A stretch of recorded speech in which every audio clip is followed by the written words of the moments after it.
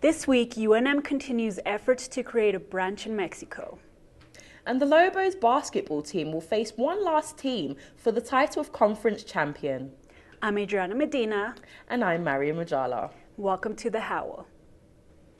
Since last month's change in required credit hours for the Legislative Lottery Scholarship, the Howl has reached out to students to see how this will impact their studies. This week, we spoke with Vanely Salinas, an undocumented student with plans to be the first in her family to graduate college.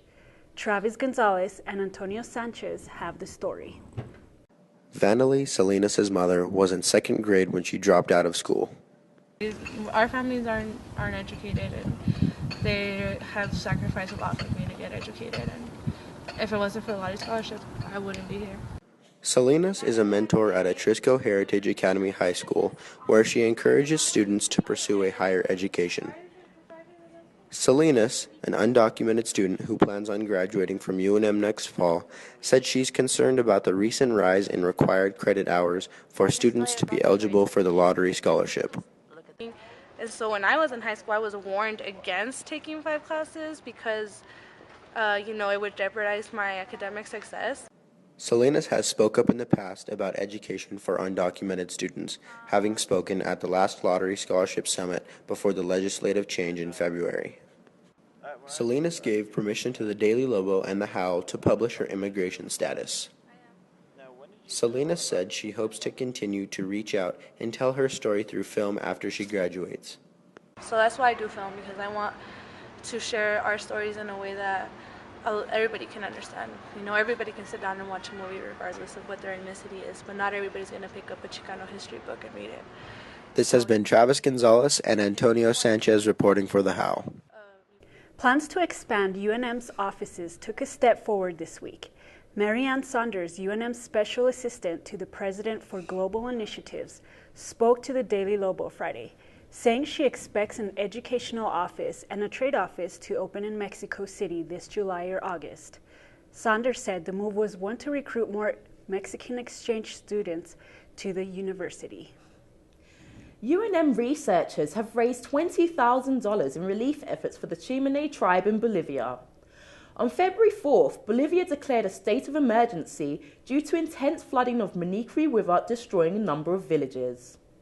Student anthropologist Daniel Cummings has conducted research in the past with the Chimene tribe and said the relief will help out those without resources and are displaced without a home. UNM's Black Student Union took one step closer last week to making an adolescent's prom dream come true. The organisation held the Fade to Black fashion show last week to raise money for young mentees. With more, I have the full story. BSU's organisation, Powerful Movement of Educated Women, put together their biggest event yet, the Fade to Black fashion show, which aims to raise up to $700, all to be spent towards their mentorship program for young black adolescents, the Prom Project.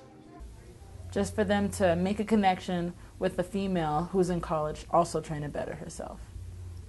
The selected girl will have the opportunity to go to prom, pampered with a new dress, hairstyle and nails, paid for by the money raised through all PMES events. We don't pay for her date.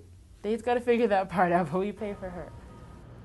Many members of the society were actively involved in making sure the event went smoothly to give the feel of a real fashion show. We're doing a lot of stuff, so it's going to be the girls are going to walk down, the girls and guys are going to walk down, they're going to do each different seasons. Many supporters attended the event, making the prediction of many of the organizers come true. This was the official stamp for PMES.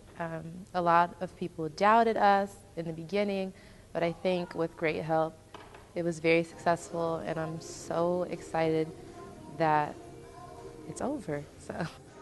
PMES have also held several other events such as bake sales and even a mail auction to raise money for their cause.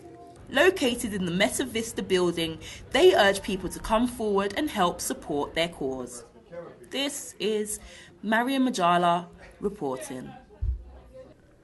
Last week, the Lobo track team swept the Mountain West Indoor Track Championships in Colorado Springs. It was the second championship in a row for the men, and the first title in program history for the women. The Lobos men's basketball team closes the regular season as they head to San Diego tonight, March 8th. The stakes are set high for both teams as the winner will walk away with the Mountain West regular season title and the #1 seed for next week's Mountain West Basketball Championship. Thanks again for watching The Howl. I'm Adriana Medina. And I'm Maria Majala. We'll see you next week.